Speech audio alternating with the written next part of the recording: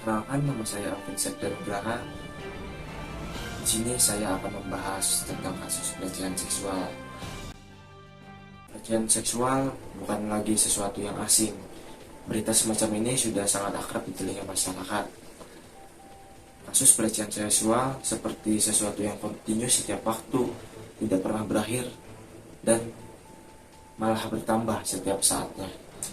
Peristiwa pelecehan seksual tidak hanya menimpa wanita dewasa saja, tetapi siapa saja bisa menjadi korban pelecehan seksual di berbagai tempat, di berbagai kalangan. Tidak hanya di tempat yang sepi, bahkan di tempat keramaian saja sering terjadi kasus pelecehan seksual, dimulai dari yang ringan sampai ke arah yang parah.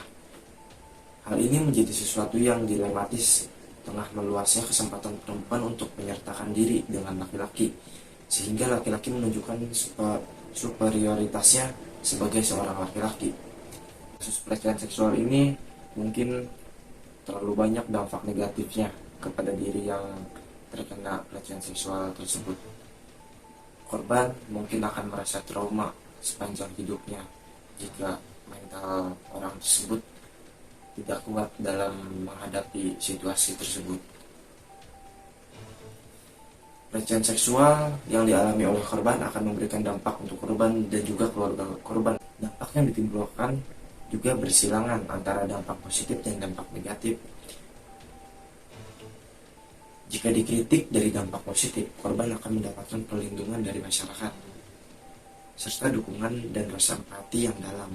Namun, pada kenyataannya, jika dilihat dari aspek negatifnya adalah jika sebuah pelecehan tersebut diberitakan secara luas, orang tersebut mungkin tidak akan kuat menahan hujatan segala macam dalam bentuk hal apapun itu kepada diri korban.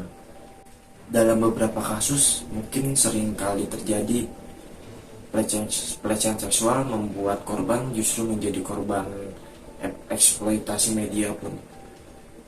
Dalam hal ini bisa untuk menaikkan rating karena rasa penasaran pembaca siapa sosok yang diberitakan oleh media, sehingga pembicara bisa meningkat dan menjadikan media kelak dalam membuat berita tentang korban pelecehan seksual.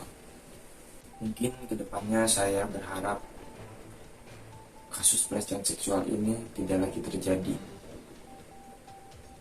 Tapi untuk menghilangkan semua itu rasanya terlalu mustahil untuk menghilangkan semua kasus pelecehan seksual. Tapi setidaknya saya berharap untuk orang yang melihat video ini tidak lagi mempergunakan wanita itu sebagai objek yang bisa dipergunakan seenaknya.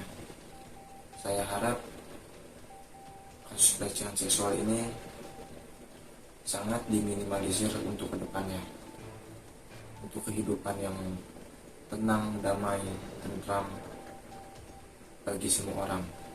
Sekian saja kasus pelecehan seksual yang saya beritakan. Terima kasih.